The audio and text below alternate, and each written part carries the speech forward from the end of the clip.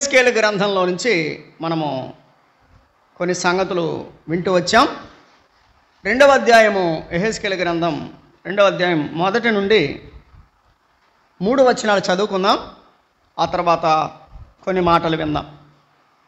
యెహెజ్కేలు గ్రంథం 2వ అధ్యాయం 3 వచనాలు. నరపుత్రుడా, నీవు చక్కగా నిలువబడుము, నేను నీతో మాటలాడవలెను అని ఆయన నాతో మాట్లాడినప్పుడు ఆత్మ నాలోనికి వచ్చి నన్ను నిలవబెట్టెను. అప్పుడు నాతో మాట్లాడిన వాని స్వరము వింటిని.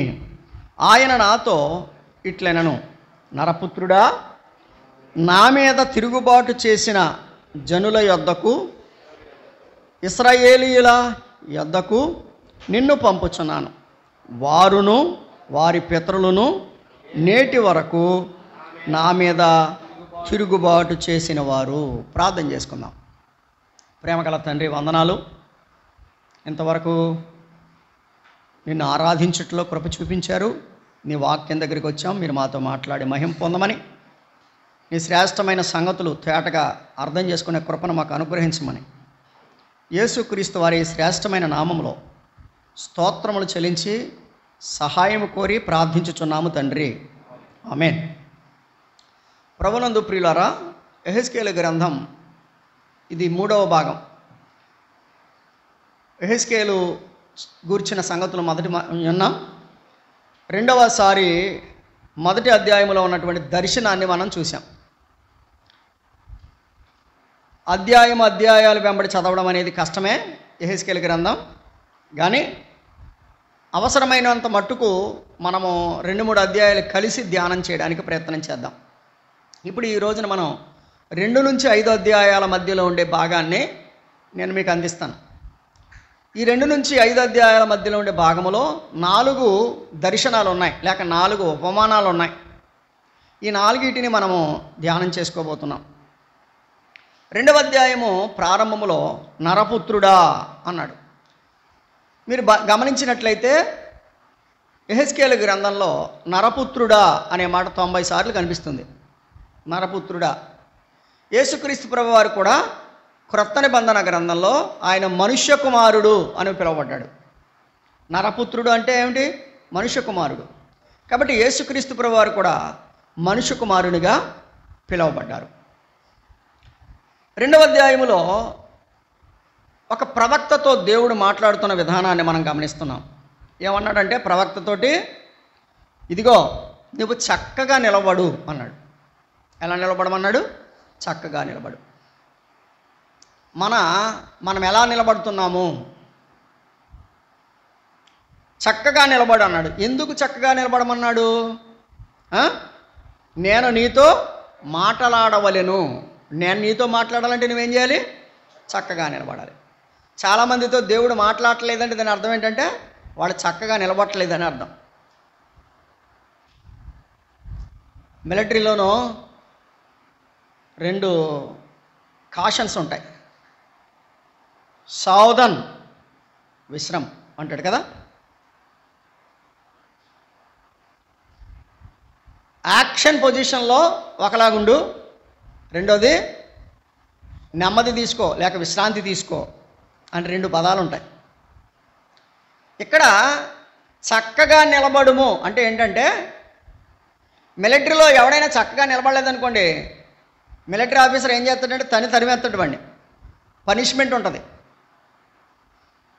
అందరూ ఏమండి సావధానంలో ఉన్నప్పుడు వాడు విశ్రామంలో ఉన్నాడు అనుకోండి, వాడికి ఏం పని చేస్తలేదు? బుర్ర పని చేయట్లేదని అర్థం. కాబట్టి వీడు అన్ఫిట్, సోల్జర్కి వీడు అన్ఫిట్.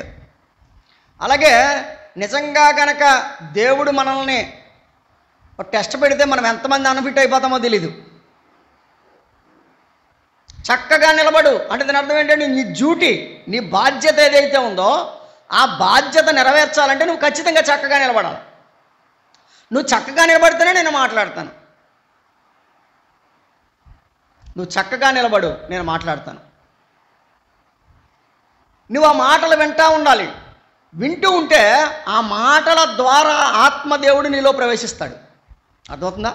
చూడండి అక్కడ ఏముందో, ఆయన నాతో మాట్లాడి నాతో మాట్లాడిన స్వరము వింటిని అని చెప్పి 2వ వచనంలో అన్నాడు. ఆయన నాతో మాట్లాడినప్పుడు ఆత్మ నాలోనికి వచ్చి నన్ను నిలవబెట్టెను. ఇప్పుడు ఇంతకీ మాటలే కదా అనుకోకండి. దేవుని వాక్యము అది ప్రభావమైంది. దేవుని వాక్యము చాలా ప్రభావమైనటువంటి శక్తివంతమైంది.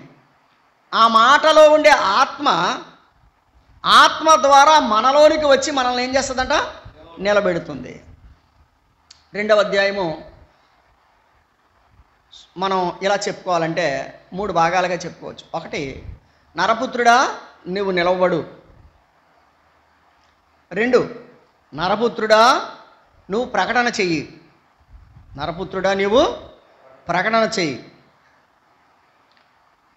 అంటే 3వ వచనం చెప్తున్నాడు, నేను వారి యొద్దకు పంపుచున్నాను అన్నాడు. నేను వారి యొద్దకు పంపుచున్నాను. ఎవరు పంపిస్తున్నారు? దేవుని ఆత్మ. కాబట్టి దేవుని ఆత్మ పంపించని చోటికి మనం వెళ్ళకూడదండి. ఒకవేళ చాలా స్థలాల్లో మనల్ని పిలవచ్చు, మాట్లాడమని అడగవచ్చు, కానీ అది దేవుని ఆత్మ కార్యమేనా కాదా మనం ప్రార్థన చేసి కనిపెట్టాలి. కొన్నిసార్లు నేనే అనుభవించిన సంగతులు ఉన్నాయి. కొన్నిసార్లు అది ఆత్మ కార్యం కాకపోయినా వ్యక్తులు బలవంతం చేస్తుంటారు. ప్రార్థన చేసినప్పుడు ఆటోమేటిక్గా దేవుడు ఏం చేస్తాడంటే దాన్ని ఏదో రకంగా తప్పిస్తాడు. ఎందుకంటే వ్యక్తుల యొక్క కోరికే కానీ అది ఆత్మకార్యమో కాదు. కాబట్టి మనం ఏం చేయాలంటే వ్యక్తుల ఆలోచన మేరకు కాదు, ఆత్మ యొక్క సహాయం మేరకై మనం పనిచేయాలి. 1, చక్కగా నిలబడమన్నాడు. నిలవడానికి శక్తినిచ్చినవాడు ఆత్మదేవుడు. అంతేనా? నిలవడానికి ఎవరిచ్చారు శక్తి? ఆత్మదేవుడు. ఎప్పుడు వచ్చిందా శక్తి? వింటే వచ్చింది. అవునా? వింటే వచ్చిందా? వినబోతే వచ్చిందా? వింటే వచ్చింది. కాబట్టి దేవుని వాక్యం వినండి, రోజు వినండి. అదేంటో తెలుసా? రోజు మనం భోజనం చేస్తే ఎంత శక్తో రోజు దేవుని వాక్యం వింటే అంత శక్తి. కాబట్టి వాక్యము, అందుకని భక్తుడు అన్నాడు, మా అనుదిన ఆహారము నేడు మాకు. కాబట్టి అనుదిన ఆహారములో ఫుడ్ ఎలాగైతే ఉందో అలాగే అనుదిన ధ్యానం కూడా మనకు ఉండాలి. అనగా దైవ వాక్యాన్ని మనం అనుదినము ధ్యానం చేయాలి. ఆదివారం నాడు బైబిల్ తీసి మరలా తిరిగి ఆదివారం బైబిల్ తీయడం అనేది సరైన పద్ధతి కాదు. అది గమనించండి. కొంచెమైనా వాక్యాన్ని మనం చదవాలి. కాబట్టి చక్కగా నిలబడు అన్నాడు, చక్కగా నిలబడ్డాడు. చెప్పిన మాట విన్నాడు. వినడం ద్వారా ఆత్మ లోపల ప్రవేశించి నిలవబెట్టాడు. నిలవబడిన వాడిని పంపిస్తున్నాడు. ఇప్పుడు నడిచేవాడిని పంపిస్తారా, పాకేవాడిని పంపిస్తారా? సెపరేట్ అండి. నడిచేవాళ్ళు కావాలా, పాకేవాళ్ళు కావాలా? పాకేవాళ్ళు అంటే దాని అర్థం ఏంటి? దేకేవాళ్ళు, పాకేవాళ్ళు, అదట్టుకుని ఇదట్టుకుని నేను నడలేనురా బాబు. కాబట్టి దేవుడు బైబిల్ చెప్తుంది, యవన కాలమున కాడి మోయుట నరునికి మేలు. కాబట్టి పాకి దేకే వయసు ఎలాగో వచ్చేస్తుంది ఇంకా. ఎందుకంటే బైబిల్ చెప్పింది కదా, లేత వయసు నడిప్రాయంగా దించిపోతుంది. అందుకని 12వ అధ్యాయంలో అన్నాడు, దుర్దినములు రాకముందే. అంటే దాని అర్థం ఏంటంటే మన శరీరం మనకు సహకరించకముందే మనము ప్రభు పనిలో ఎంతో కొంత మనము ప్రయాసపడాలి. నీకు దేవుడు ఏ తలాంతు ఇస్తే ఆ తలాంతు మేరకు దేవుని కోసం పని చేయాలి. అంతేగాని అవసరం కోసం దేవుడు కాదు, దేవునికి మనం అవసరమైనప్పుడు మనం రెడీగా ఉండాలి. అందుకనే సమూయేలు అని అన్నప్పుడు చిత్తము నీ దాసుడు ఆలకించుచున్నాడు సెలవిమ్ము అన్నాడు. అనా చిత్తము నీ దాసుడు ఆలకించుచున్నాడు సెలవిమ్ము. మా నిమిత్తం ఎవరు పోవును అంటే నేనున్నాను, నన్ను పంపుము. రెడీనెస్ అంటారు దీన్ని, రెడీనెస్. చక్కగా నిలబడము అంటే రెడీగా ఉండు. రెడీగా ఉన్నామంటే పొజిషన్ అంటే నువ్వు ఫైరింగ్ పొజిషన్ తీసుకోమంటావా లేదా విశ్రాంతి తీసుకోమంటావా? ఆయన ఇష్టం. కాశనిచ్చేది ఆయన, నడిపించేది ఆయన. కాబట్టి మనం చక్కగా నిలబడితే ఆయన ఆత్మ ద్వారా మనల్ని నిలబెడతాడు. ఆయన తన పనికి మనల్ని పంపిస్తాడు. ఎవరి దగ్గరికి పంపిస్తాడు అంటే ఇశ్రాయేలీలు 5 రకాల ప్రజలట. ఇశ్రాయేలీలు ఎటువంటి ప్రజలు? 5 రకాల ప్రజలట. 2వ అధ్యాయంలోనే చెప్పాడు. ఈ 5 రకాల ప్రజలు ఇశ్రాయేలీలను పోల్చాడు. ఇశ్రాయేలీల పోలికలు చూడండి. మొదటి పోలిక 2వ అధ్యాయం. ఇశ్రాయేలీలు మొదటి పోలిక ఏంటంటే 3వ వచనంలో ఉంది. ఆయన నాతో ఇట్లనెను, నరపుత్రుడా నా మీద తిరుగుబాటు చేసిన జనుల యొద్దకు. ఎవరాళ్ళు? ఇశ్రాయేలీలు. ఇప్పుడు ఇంతకీ యెహెజ్కేలు గారు ఎక్కడికి వెళ్ళాలి? తిరుగుబాటు చేస్తున్న ప్రజల దగ్గరికి వెళ్ళాలి. అయ్యి బాబు వాళ్ళు తిరుగుబాటు చేస్తారా బాబు, నేను ఎక్కడికి వెళ్తాను ఎందుకు, నా మానాన్ని ఏదో నేను పోతాను, నా పనిలో నేను పోతాను అని అనుకోకూడదు. తిరుగుబాటు చేసే ప్రజలు. రెండవదిగా 4వ వచనం, వారు సిగ్గుమాలిన వారు. ఎవరు వాళ్ళు? సిగ్గు లేదు వాళ్ళకి. మీకు ఉందా? మనందరికీ ఉందంటారా? చూద్దాం. తర్వాత కఠిన హృదయులు. 3వది ఎవరు వాళ్ళు? కఠిన హృదయులు. 4వది 5వ వచనం, బ్రహ్మదండి చెట్లు, ముండ్ల తుప్పలు. ఎవరండి వాళ్ళు? బ్రహ్మదండి చెట్లు, ముండ్ల తుప్పలు. మనకి భలే పేర్లు పెట్టారండి. తర్వాత 6వ వచనం, తేళ్ల మధ్య. ఎవరండు? తేళ్ళు. ఇప్పుడు యెహెజ్కేలు గారు ఎవరి దగ్గరికి వెళ్ళాలి? 1 తిరుగుబాటు చేసే వారి దగ్గరికి వెళ్ళాలి. 2 సిగ్గుమాలిన వారి దగ్గరికి వెళ్ళాలి. 3 కఠిన హృదయుల దగ్గరికి వెళ్ళాలి. 4 బ్రహ్మదండి చెట్లు, ముళ్ళ తుప్పల వంటి వారి దగ్గరికి వెళ్ళాలి. 5 తేళ్ల వంటి వారి దగ్గరికి వెళ్ళాలి.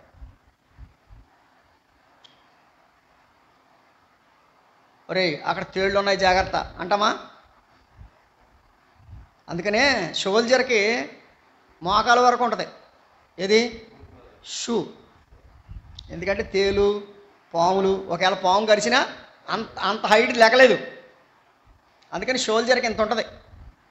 గుర్తుపెట్టుకోండి, ఇవన్నీ కూడా వాక్య ప్రకారంగా సిద్ధపడినటువంటి వస్తువులు ఇవన్నీ. అందుకనే చెప్పాడు కదా, దేవుడిచ్చు సర్వాంగ కవచము. ఆ కవచములో ఉన్నాయి ఇవన్నీ.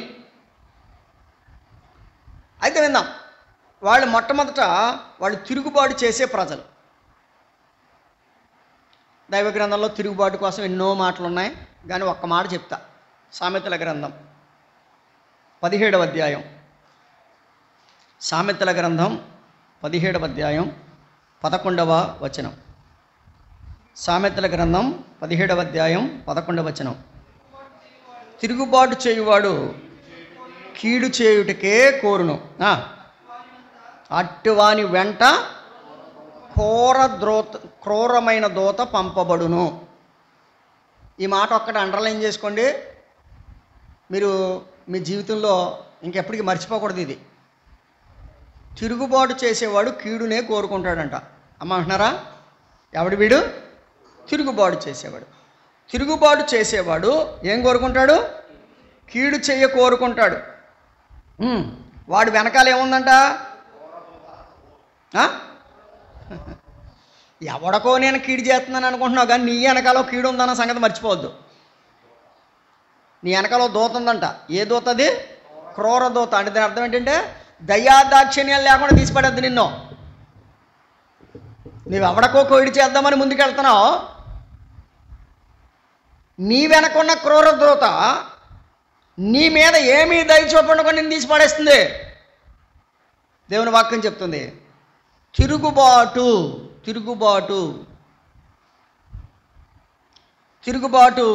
చేసేవారు ఏం చేస్తారు? తిరుగుబాటు చేసేవాడు వెనకాల ఏముంది? దేవుడా? క్రూరదూత. ఒక్క మాట అడగనా? ఇప్పుడు అమ్మా నాన్న వెనకాల తిరుగుబాటు చేసేవాడు వెనకాల ఏముంటుంది? దేవుడు ఉంటాడా? రేయ్ బాబు యవనస్తులు, అమ్మా నాన్న వెనకాల తిరుగుబాటు చేసినా, పెద్దల వెనకాల తిరుగుబాటు చేసినా దేవుని మీద తిరుగుబాటు చేసినట్టే, అది మర్చిపోకండి. తిరుగుబాటు చేసేవాళ్ళు వెనకాల ఆశీర్వాదం ఉండదు, క్రూర దూత ఉంటుంది. ఈ క్రూర దూత ఏం చేస్తుందంటే దయాదాక్షిణ్యం లేకుండా తీసేస్తుంది. దయచేసి వినండి. అందుకనే నీవు దీర్ఘాయుష్మంతుడు వగునట్లు నీ తల్లిని నీ తండ్రిని సన్మానించుమని దేవుని వాక్యం చెప్తుంది. కాబట్టి తల్లిదండ్రులని ఎంతగా సన్మానిస్తే అంత మంచిది. అది నీ మేలే. నువ్వు సన్మానించకపోయినా వాళ్ళు నీకు తల్లిదండ్రులు కాలేకపోలేదు, కానీ వాళ్ళు నీకు తల్లిదండ్రులే. కానీ సన్మానిస్తే నీకు మేలు, సన్మానించకపోతే నీకే కీడు. కాబట్టి కీడు అంటే ఇక్కడ తిరుగుబాటు చేసేవారు. మీరు అంత ఎందుకు, మీకు తెలిసిన ఒక మాట చెప్తాను. దైవజనుడైన మోషే ఉన్నాడు. దైవజనుడైనటువంటి మోషే ఆహారంలో 6 లక్షల కాల్బలాన్ని నడిపిస్తున్నారు. ఇంచుమించుగా 25 లక్షల మంది ప్రజలాళ్ళు. కాల్బలమే 6 లక్షలు అయినప్పుడు, కాల్బలం అంటే యుద్ధ శూరులు, శూరులే 6 లక్షలైన మందికి, శూరులకి 6 లక్షల మంది భార్యలు, వాళ్ళ పిల్లలు లెక్కేసుకోండి. ఇంకా పిల్లలు ఇంటికి వచ్చి ఇద్దరిని వేసుకున్న 25 లక్షల మంది ప్రజల వాళ్ళు నడిపిస్తుంటే కోరహు, దాతాను, అబీరాము అనేవాళ్ళు తిరుగుబాటు చేశారా లేదా? ఇప్పుడు తిరుగుబాటు చేయబడిన, అంటే తిరుగుబాటు ఎవరి మీద అయితే చేశారో వాళ్ళు బాగానే ఉన్నారు. కానీ తిరుగుబాటు చేసిన వాళ్ళందరూ ఏమైపోయారు? భూమి నెరవిడిచింది, మింగేశారు. కాబట్టి తిరుగుబాటు, క్రూర దూత ఉంటుంది తిరుగుబాటు చేసేవాళ్ళ వెనక. యెహెజ్కేలు తిరుగుబాటు చేసేవాళ్లే, కానీ నువ్వు వెళ్ళు. యెషయా గ్రంథం 31వ అధ్యాయం, యెషయా గ్రంథం 31వ అధ్యాయం 6వ వచనములో ఇలా వ్రాయబడింది: ఇశ్రాయేలీలారా, మీరు ఎవని మీద విశేషముగా తిరుగుబాటు చేసితిరో, అది తిరుగుబాటు చేసింది నిజమే, కానీ ప్రభు ఏమంటున్నాడు? ఆయన వైపు తిరగండి. ఎవరి మీద తిరుగుబాటు చేశారో, ఏ తండ్రి మీద, ఏ దేవుని మీద మీరు తిరుగుబాటు చేశారో, విశేషంగా మీరు ఎవరి మీద తిరుగుబాటు చేశారో ఆయన వైపుకు తిరుగుడి. అంటే తిరగడానికి దేవుడు అవకాశం ఇచ్చాడంటారా లేదంటారా? ఎవరికి?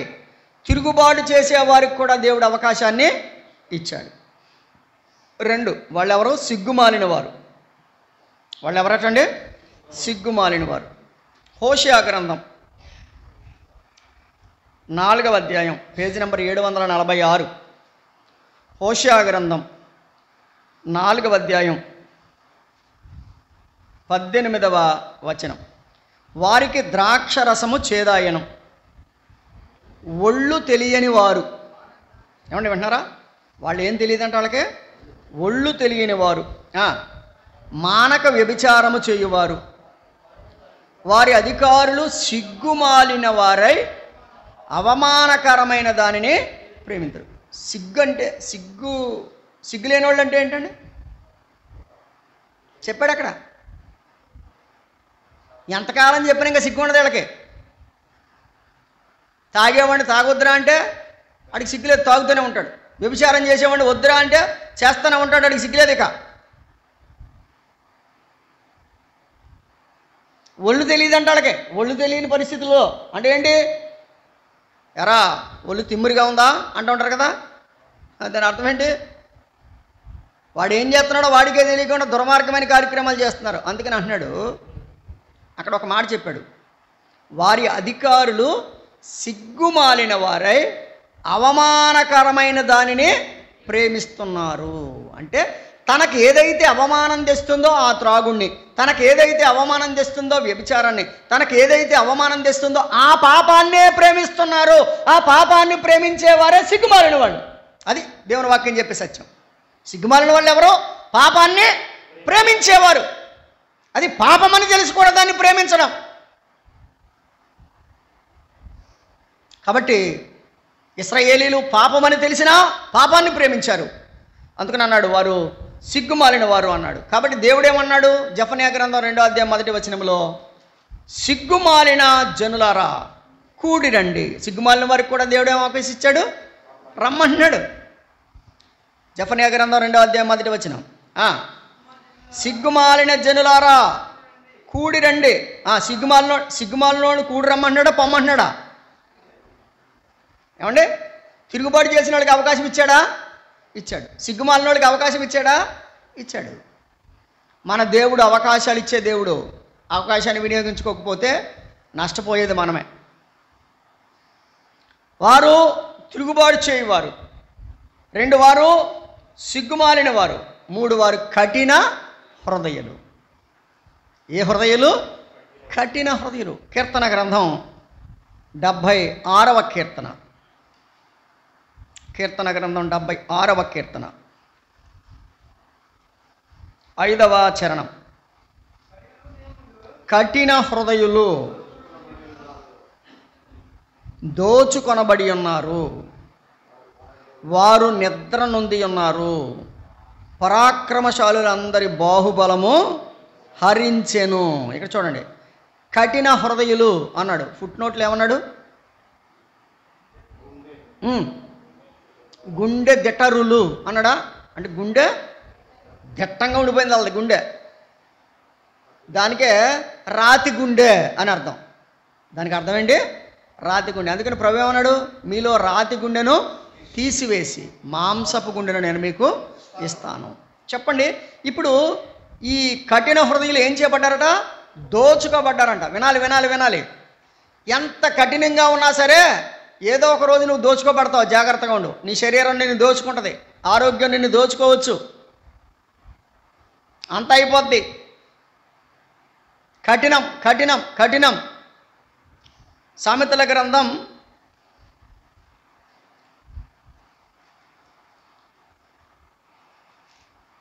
5వ అధ్యాయం 11వ వచనం. తుదకు నీ మాంసము నీ శరీరము క్షీణించినప్పుడు అయ్యో, ఉపదేశాన్ని నేను ఎట్లు అంటే దాని అర్థం ఏంటి? కఠినంగా నేనేం చేశాను? ఉపదేశం చెప్తూ ఉంటే తోసి పక్కన ఆడేశాను. వాళ్ళు అలాగే చెప్తారులే. అయ్యో, నేను ఉపదేశమును ఎట్లు తోసివేసింది. ఎప్పుడు అంటున్నాడు ఈ మాట? ఎప్పుడు అంటున్నాడండి? నా శరీరమును మాంసమును శరీరము క్షీణించినప్పుడు. అంటే మాంసము శరీరం బాగున్నప్పుడు అంతసేపు ఏం చేశాడు? తోసేసుకుంటూ పోయాడు. అమ్మ చెప్పింది వినలేదు, నాన్న చెప్పింది వినలేదు, పెద్దలు చెప్పింది వినలేదు, సేవకులు చెప్పింది వినలేదు. మీరు ఎవరు చెప్పినా నేను అంటాడు ఒక్కొక్కడు. ఆడు ఎప్పుడు వింటాడు అనుకుంటున్నారు? తుదకు మాంసము శరీరము క్షీణించినప్పుడు. ఎవరో ముసలమ్మ వచ్చి బాబా అది వేసుకుంటే తగ్గిపోద్ది అంటే ఆ మాట వినేస్తాడు. బాబా ఇది వేసుకుంటే తగ్గిపోద్దని ఇంకొకరు ఎవడంటే అది మాట వినేస్తాడు. ఎప్పుడుది? బాగున్నప్పుడు కనీసం నువ్వు ఏం చెప్పినా నేను అన్నాడు వాడు. కానీ ఇప్పుడు ఎవరి మాట అయినా వింటున్నాడు. ఎప్పుడు? క్షీణించిపోయిన తర్వాత. కాబట్టి దాన్నే కఠిన హృదయులు అంటాడు. అయితే ప్రభు ఏమంటున్నాడు? ఒక మాట దానియేలు గ్రంథానికి రండి. ఒక వ్యక్తి కొరకు వ్రాయబడింది. దానియేలు గ్రంథం 5వ అధ్యాయం 20వ వచనం. దానియేలు గ్రంథం 5వ అధ్యాయం 20వ వచనం. అయితే అతడు మనసున అతిశయించి బలాత్కారము చేయుటకును అతని హృదయము కఠినము చేసుకొనగా. ఏమండి వింటున్నారా? అతని హృదయం ఏం చేసుకున్నాడంట? కఠినము చేసుకొనగా దేవుడు అతని ప్రభుత్వమును అతని యొద్ద నుండి తీసివేసి అతని ఘనతను పోగొట్టెను. వింటున్నారా? కఠినం చేసుకుంటే దేవుడు నీకు ఉన్నదాన్ని కూడా తీసేస్తాడు. ఈ సందర్భం 4వ అధ్యాయంలో రాయబడింది. ఈ సందర్భం 4వ అధ్యాయం 30వ వచనం చూడండి. 4వ అధ్యాయం 30వ వచనం.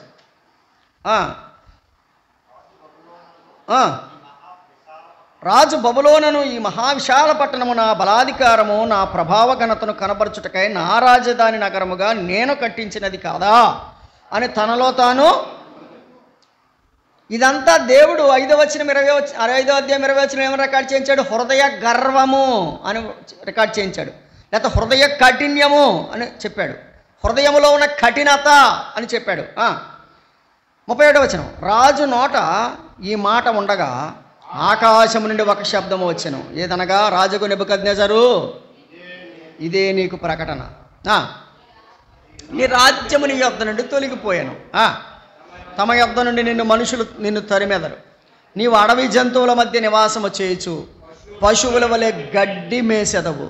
సర్వోన్నతుడకు దేవుడు మానవుల రాజ్యము పైన అధికారి అయ్యుండి తానెవరికి దానిని అనుగ్రహింపని చేయించునో వారికి అనుగ్రహించునని నీవు తెలుసుకొని వరకు 7 కాలములు నీకు ఎలాగూ జరుగునని నువ్వు తెలుసుకునేదాకా, నీ కఠిన హృదయం తగ్గేదాకా, నీ కఠిన హృదయం మెత్తగా మారేదాకా 7 కాలాలు నీకు ఎలా జరుగుతుంది అని చెప్తే తరిమేశారు. బబులోన్ని ఆ గడియలోనే తరిమేశారని 33వ వచనంలో ఉంది.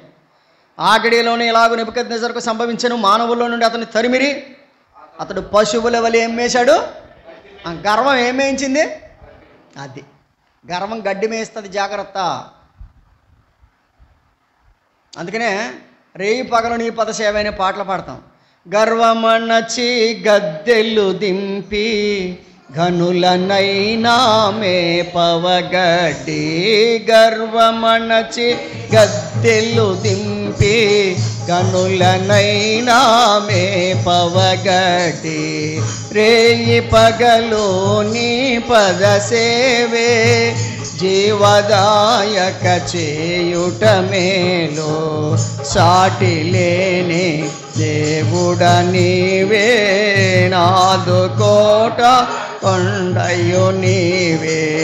సాటి లేని దేవుడ నీవే, నాదు కోట కొండయు నీవే. ఈ కఠినమైన హృదయాన్ని, కఠిన హృదయులు ఏమండి, వాళ్ళెవరు? కఠిన హృదయులు. కఠిన హృదయుల్ని ప్రభు ఏమంటున్నాడు? ఏమండి, నీ హృదయము నాకిమ్ము. ఏమంటున్నాడు? నీ హృదయము నాకిమ్ము. నా కుమారుడా, నీ కఠిన హృదయాన్ని నాకి, నేనేం చేస్తాను? దాన్ని మాంసపు గుండెగా మారుస్తాను. నేను మాంసపు గుండెగా మారుస్తాను. నీ జీవితాన్ని నేను మార్చివేస్తాను. కాబట్టి ప్రభువు అనే మాట ఏంటంటే ఆయన కృపగలవాడు. కాబట్టి ఆ కృప కలిగిన వాడు మన హృదయాన్ని ఆయన కోరుతున్నాడు. మన నుంచి కోరుకునేది ఆయన కేవలము మన హృదయాన్ని ఆయన మన కోరుతున్నాడు. కాబట్టి లేఖనాల్లో విలాప వాక్యాల్లో మాట వ్రాయబడింది, హృదయాన్ని కోరుకునే దేవుడు. నీ హృదయమును నాకిమ్ము అన్నాడు. కాబట్టి వారు కఠిన హృదయులు, కఠిన హృదయులు. తర్వాత నాలుగోది ఏం చెప్పాడు? ఏమండి, ఎటువంటి వాళ్ళు అందరూ? బ్రహ్మదండి చెట్లు, ముండ్ల తుప్పలు కదా. బ్రహ్మదండ్లి చెట్లు, ముళ్ళ తుప్పలు అంటే దీని అర్థం ఏంటండి? సామెతల గ్రంథం 23లో ఉంది కదా, నా కుమారుడా నా హృదయము, నీ హృదయము నాకిమ్ము. 23 అంతేనా? సామెతల గ్రంథం 23, 26.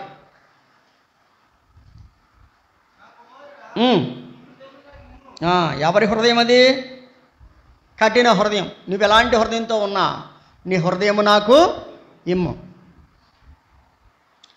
కాబట్టి తిరుగుబాటు చేసేవారిని ఏమని చెప్పాడు? తిరుగుబాటు చేసేవారిని ఏమన్నాడు? 31వ అధ్యాయం 6వ వచనం, మీరు ఎవరి మీద తిరుగుబాటు చేశారో ఆయన వైపు తిరగండి అన్నాడు. తర్వాత సిగ్గుమాలిన వారిని ఏమన్నాడు? కూడి రండి, దేవుని దగ్గరికి రండి, నీకు అవకాశం ఇస్తున్నాను రండి అన్నాడు. మూడవదిగా వారు కఠిన హృదయులు. నువ్వెంత కఠిన హృదయుడు అయినా నీ హృదయము నాకిమ్ము. తర్వాత వారు బ్రహ్మదండి చెట్లంట. మనకి 2 చెట్లు ఉంటాయి, బ్రహ్మజముడు, ఆకు నాగజముడు అని. బ్రహ్మజముడేమో చెప్పుల్లా ఉంటాయి, ముళ్ళు ఉంటాయి దాని మీద. నాగజముడేమో పొడుగ్గా ఉంటుంది, దానికి ముళ్ళు ఉంటాయి. ఈ 2 ఒకే జాతి ఎడారి మొక్కలు అనమాట. ఆ ముళ్ళే ఆకులు అనమాట, ఆకులే ముళ్ళుగా మారిపోతాయి ఆ మొక్కల్లో. జీరోఫైటిక్ కండిషన్స్ అంటారు వాటిని.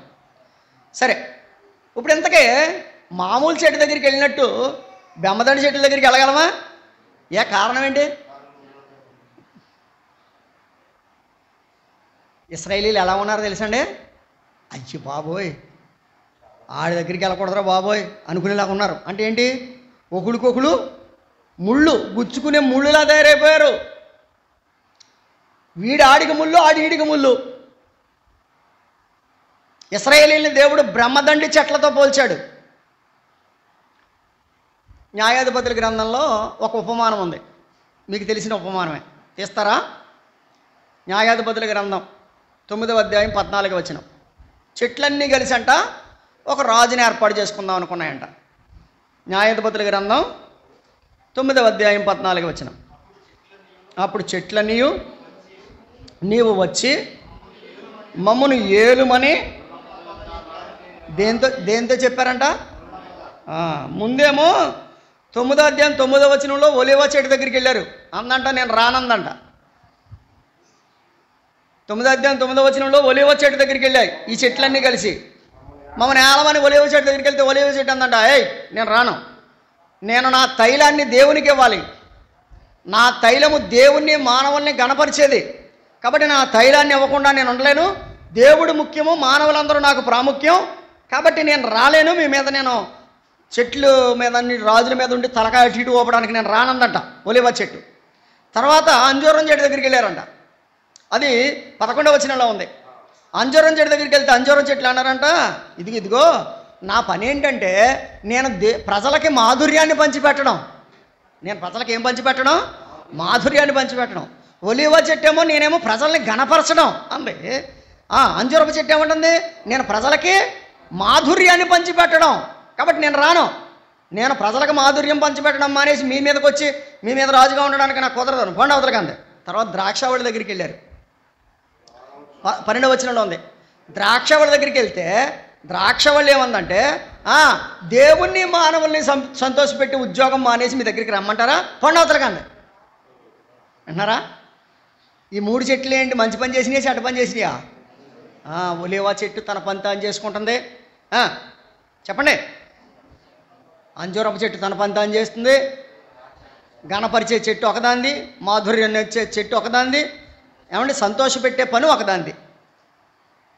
అప్పుడు ఇవన్నీ ఆలోచించుకున్నాయి, ఇదేంటిరా ఒలీవ చెట్టు దగ్గరికి వెళ్తేనేమో అది వద్దందా, మంచిది అనుకున్నాం, ఏదో మన మీద రాజుగా ఉంటే బాగుంటుంది అనుకున్నాం, అది వద్దంత ఫోన్లే. అంజూరపు చెట్టు కూడా అలాగే ఉంది, ద్రాక్ష చెట్టు కూడా అలాగే ఉంది, మరి ఇంకెవరున్నారా అంటే ఆల్రెడీ ఉంది ఒక బెమ్మదండి చెట్టు,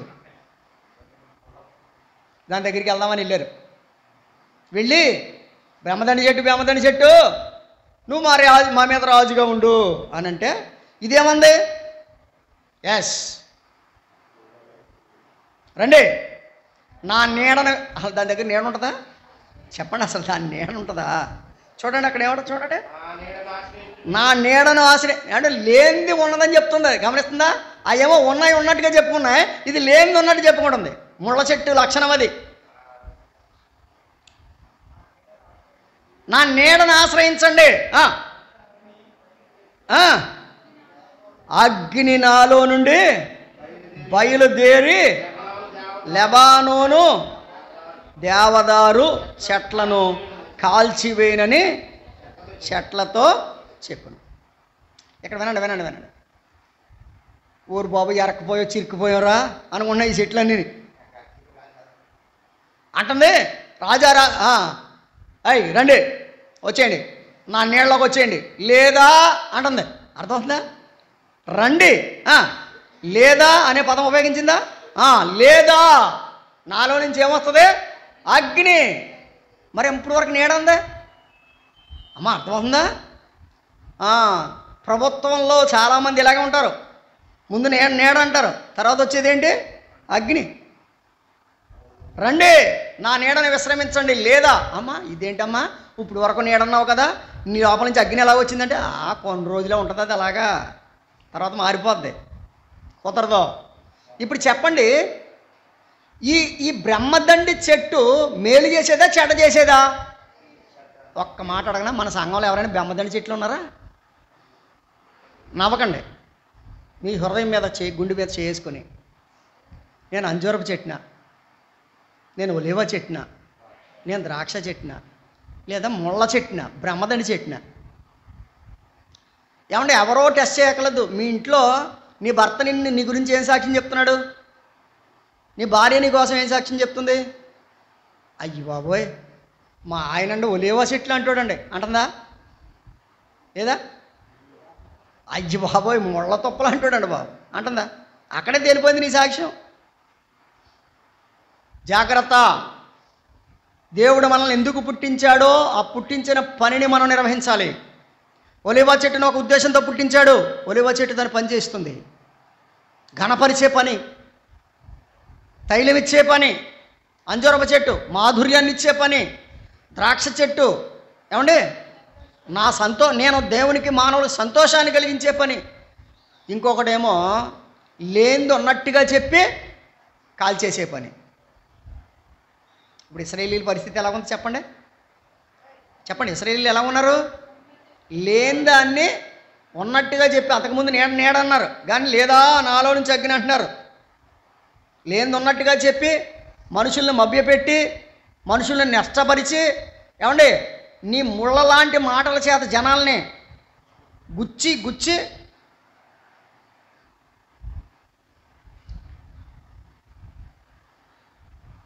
కోడిని వంకెట్టి తిడతారండి. కోడిని దేన్ని వంకెడతారో? కోడిని అంటారు నీ కాళ్ళు అడిపోను అంటారు. ఇంతకీ కోడికి కాళ్ళు అడిపోతే ఏంటి? నష్టం ఏంటి? శుభ్రం కోసుకుంటారు, తినేస్తారు, అయిపోద్ది. ఇప్పుడు ఇంతకీ పడిపోమని చెప్పింది ఎవరినే? కోడిని కాదు. నీకు ఎవరికో ఉంది, నీ మనసులో ఎవరికో ఉంది. ఆ ముళ్ళు ఎవరికి గుచ్చుకుంటుంది? వాళ్ళకే గుచ్చుకుంటుంది. నీ పక్క వాళ్ళకి ఎవరికి? దయచేసి వినండి, మీరు మాట్లాడి ప్రతి మాటకి దేవుడు లెక్క చెప్పాలంటే రేపొద్దున నేను మీరు అందరూ లెక్క చెప్పాలండి. దేవుని దగ్గర నిలబడాలి. ఇటువంటి ముళ్ళు మాటలు మానేయండి.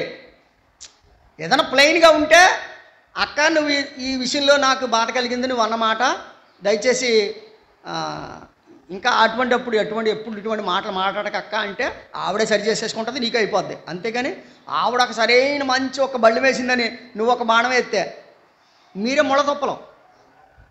బ్రహ్మదండి చెట్లు అంటే మీరే. ఒక వచనం చదవండి. సమూయేలు 2వ గ్రంథం 23వ అధ్యాయం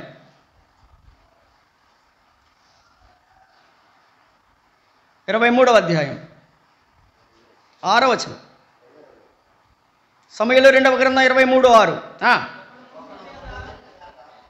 ఒకడు ముండ్లను చేత పట్టుకొనుటకు అది నిన్ను చూస్తేనే భయం జనాలకి. అంత ముడి చెట్లా ఉన్నావా నువ్వు? అమ్మా ముడి చెట్లన్నీ సరిచేయబడాలి. ఇప్పుడు ఒకడు ముళ్ళ చెట్టును చూస్తేనంట పట్టుకోవడానికి ఏమవుతుందంట? భయం. ఎందుకు భయం? సహోదరత్వం లేదా? ప్రేమ లేదా? ఎందుకా భయం?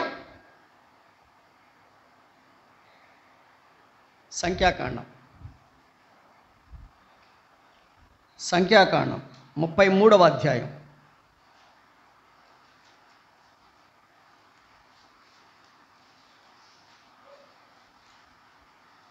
55వ వచనం.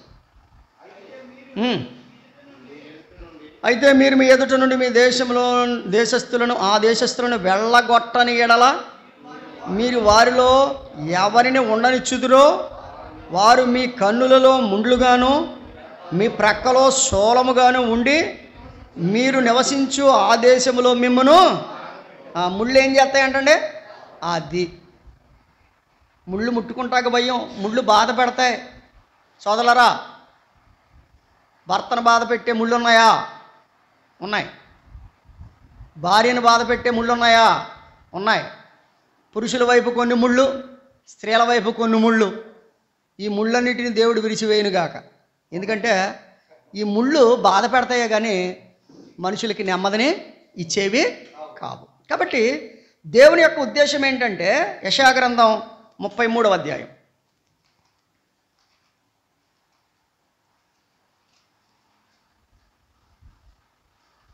12వ వచనం.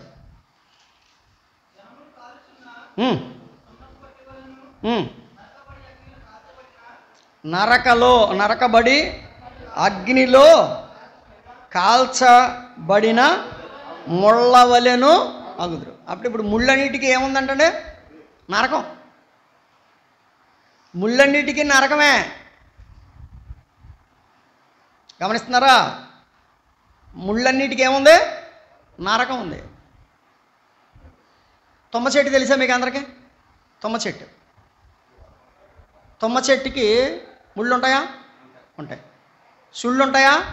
ఉంటాయి. సుళ్ళు ఉంటాయి, ముళ్ళు ఉంటాయి. దేవుడు తుమ్మ చెట్టును కోరుకున్నాడు. దేవదారు చెట్టు లేదా? టేకు చెట్టు లేదా? టేకు గుమ్మం చేయించుకున్నాం మేమంటారు కదా. మరి దేవుడు నేను టేకు గుమ్మం చేయించుకోలేదు, నేను మందసం దేంతో చేయించుకుని అంటున్నాడు దేవుడు? తుమ్మకర్రతో చేయించుకుని అంటున్నాడు. ఎందుకు?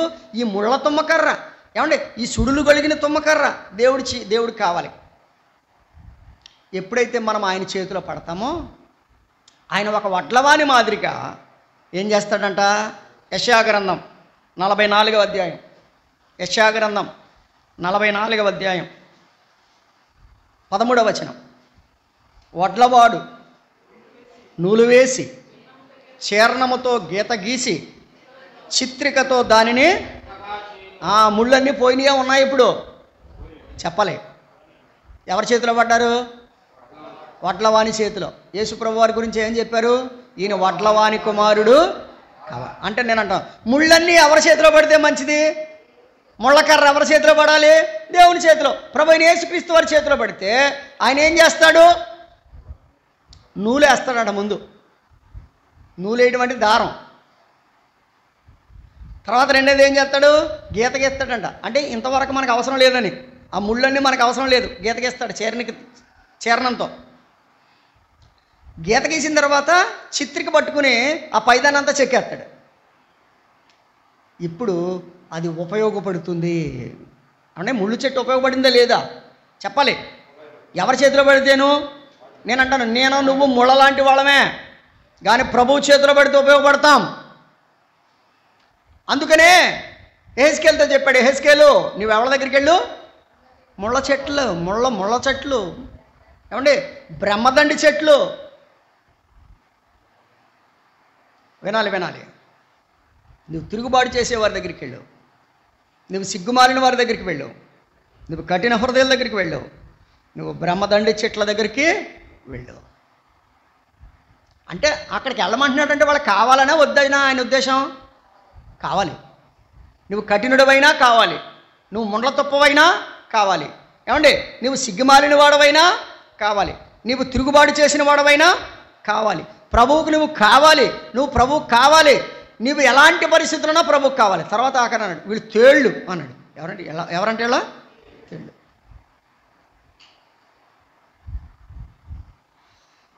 ద్వితీయోపదేశకాండం 8వ అధ్యాయం. ద్వితీయోపదేశకాండం 8వ అధ్యాయం 15వ వచనం. తాపకరమైన పాములను తేళ్లును కలిగి ఎడారి అయి నీళ్లు లేని భయంకరమైన ఆ గొప్ప అరణ్యములో ఆయన నిన్ను నడిపించెను. తేళ్ల మధ్య నడిపించాడంట. ఎక్కడ నడిపించాడు?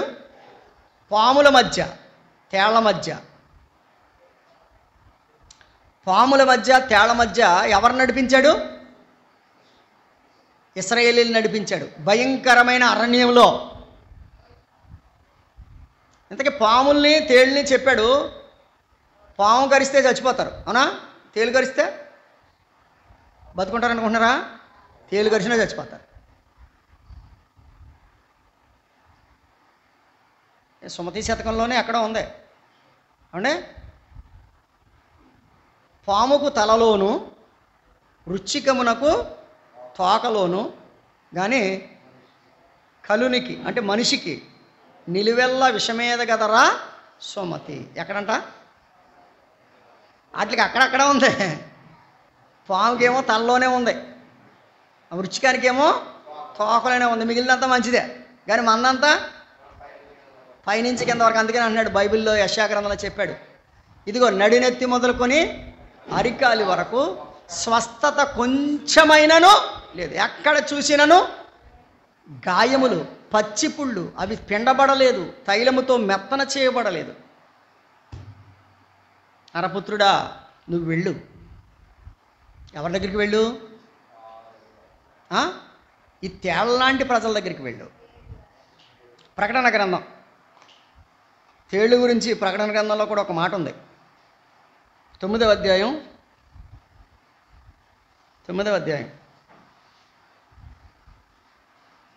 3వ వచనం. ఆ పొగలో నుండి మిడతలు భూమి మీదకు వచ్చాను. భూమిలో ఉండు తేళ్లకు బలమున్నట్లు వాటికి బలం ఇవ్వబడింది. తేలికేముందంట? బలం ఉందంట. ఈ బలాన్ని దేనికి ఉపయోగిస్తుంది తేలు? 10వ వచనం. తేళ్ల తోకల వంటి తోకలను కొండ్లును వాటికుండెను. 5 నెలల వరకు వాటి తోకల చేత మనుషులకు హాని చేయుటకు. ఆగండి. ఇప్పుడు ఇంతకీ తేళ్ళు ఏం చేస్తున్నాయి? తోకల చేత మనుషులకు హాని. అమ్మా మన ఇంట్లో తేళ్ళు ఉన్నాయా? ఉన్నాయి, ఎందుకు లేవు? పేరు తీసేసి తేలెనెట్టుకోవడమే మన పేరు. తోకలు తేళ్ళు, బాధ పెట్టే తేళ్ళు, సూటిపోటు మాటలనే తేళ్ళు, మనుషుల్ని బాధ పెట్టడమే. ప్రభువారు శిష్యులకు ఒక అధికారం ఇచ్చాడు. లూకాసు వార్త 10వ అధ్యాయం, లూకాసు వార్త 10వ అధ్యాయం 19వ వచనం. ఇదిగో పాములను తేళ్లను తొక్కుటకు శత్రువు బలమంతటి మీదను మీకు అధికారం అనుగ్రహించున్నాను. ఏదియు మీకెంత మాత్రమును.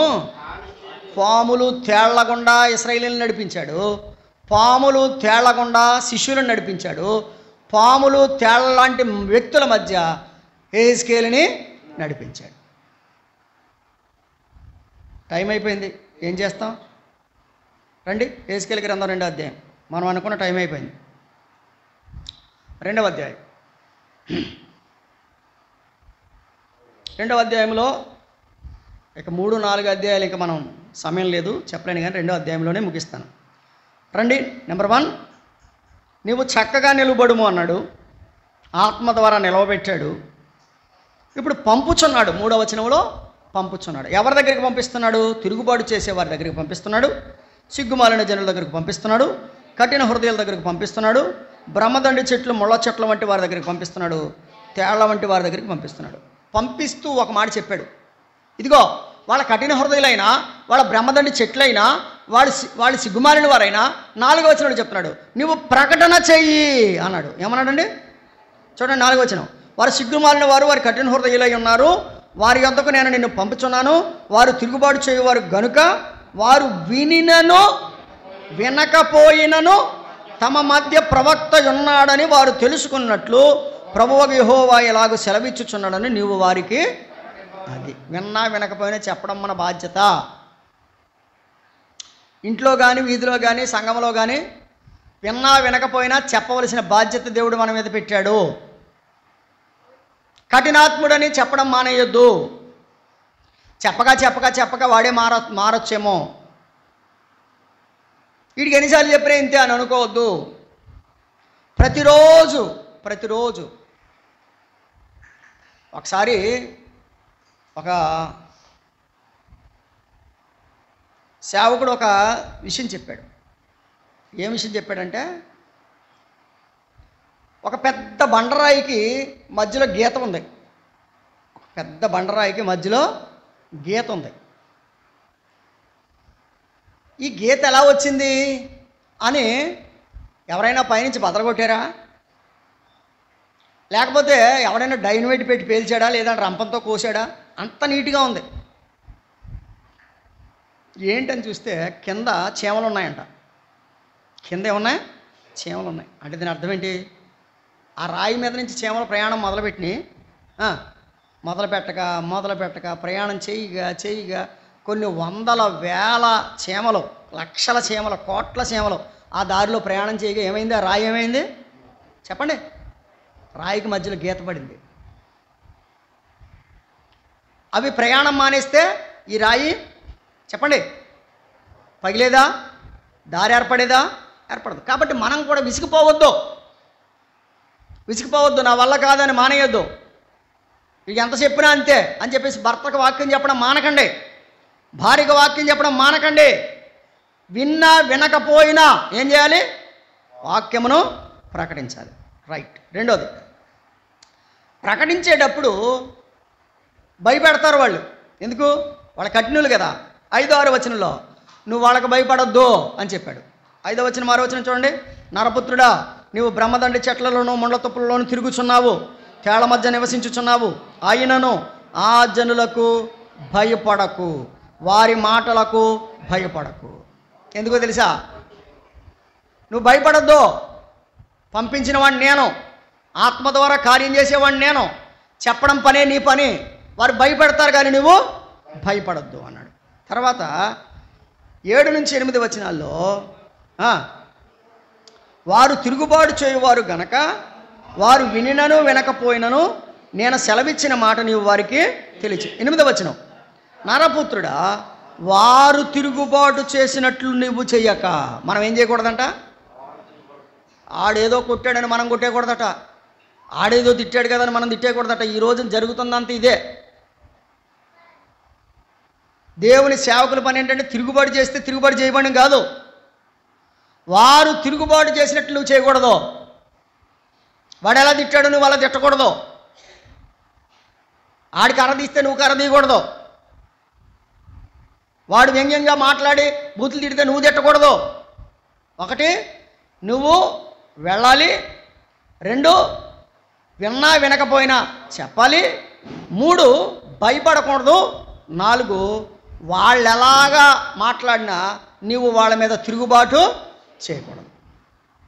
చెప్పాడు, నీవు తిరుగుబాటు చేయకూడదు అన్నాడు. తర్వాత 9వ వచనం, నేను చూచుచుండగా గ్రంథము పట్టుకొని ఒక చెయ్యి నా యొద్దకు చాపబడెను.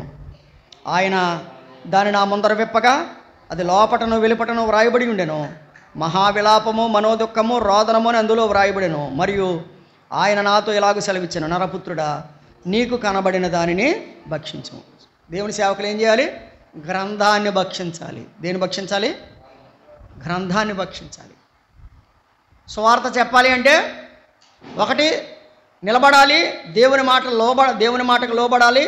ఆయన ఆత్మ ద్వారా నిలబెడతాడు, ఆయన పంపిస్తాడు, ప్రకటించమని చెబుతాడు. ఎటువంటి ప్రజలకైనా మనం ప్రకటించాలి, విన్నా వినకపోయినా ప్రకటించాలి. వారు చేసినట్లు మనం చేయకూడదు. తర్వాత గ్రంథాన్ని భుజించాలి. ఏం భుజించాలి? ఆ గ్రంథాన్ని భుజించాలి. ఆ గ్రంథం ఎలాగా భుజించి, గ్రంథమును భక్షించి ఇశ్రాయేలు యొద్దకు పోయి వారికి ప్రకటన. కాబట్టి ప్రజలకు ఏం చెప్పాలి? గ్రంథాన్ని భుజించు, ఇశ్రాయేలీయులకు ప్రకటన చెయ్యి. కాబట్టి వారు ఇశ్రాయేలీయులకు ప్రకటన చేశాడు.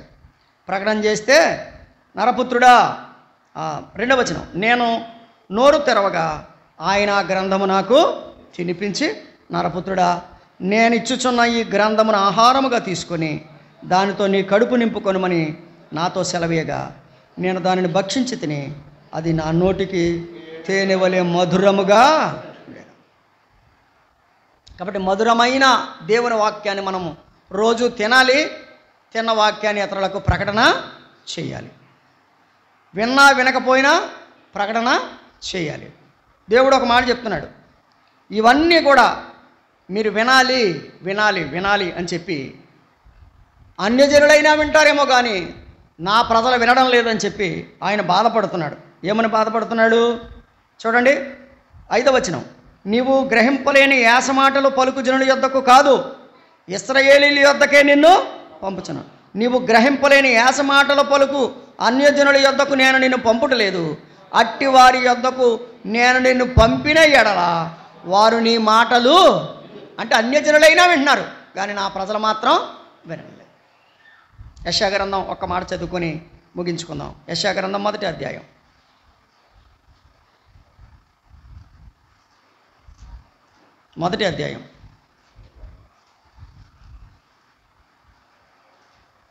వచనం,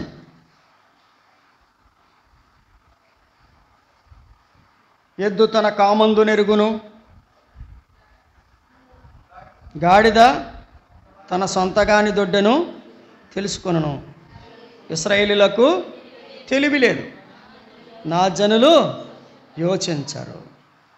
కాబట్టి మనము దేవుని పిల్లలుగా ఆయన మాటకు యోచన చేసి ఆయన మాటకు లోబడి మనం ఆయన మీద తిరుగుబడకుండా కామందును ఎరిగిన వరంగా సొంత వాణిని ఎరిగిన వరంగా మన జీవితాలు మనం సాగించుకుందాం.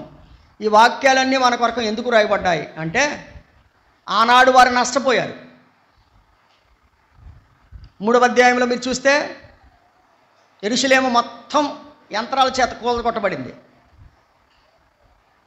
430 సంవత్సరాలు వాళ్ళు దాస్యంలోకి వెళ్ళిపోయారు. ఇవన్నీ కూడా ఈ చరిత్రలో ఉన్నాయి. దేవుని చిత్తం మీద మరలా వారం విన్నాం. కాబట్టి మీరు చెరలోకి వెళ్లకుండా మీ కఠినమైనటువంటి జీవితాన్ని మార్చుకోండి. తిరుగుబాటు చేయడం మానేయండి. సిగ్గుమాలిన కార్యక్రమాలు మానేయండి. కఠిన హృదయాలుగా ఉన్నవారు మీరు ప్రభు దగ్గరకు రండి, మీ హృదయాన్ని ఇవ్వండి. బ్రహ్మదండి చెట్లుగా ఉన్నా ప్రభుకు సమర్పించుకోండి. తేళ్లవలే ఉన్న ప్రభువు ఆ తేళ్లలాంటి ఆ జీవితాన్ని కదండి. ఒక ఆయన పాడాడు, తేలుకేముంటుందంటే విషం కదా, నిలువెల్ల ఘోరపు విషమేనయ్యా మనిషిగా పుట్టిన సర్పాన్నయ్యా కదా. విషం విరిచావులే నన్ను మలిచావులే, విషం విరిచావులే నన్ను మలిచావులే, నీ కౌగిలిలో నన్ను చేర్చుకున్నావులే ప్రభువా.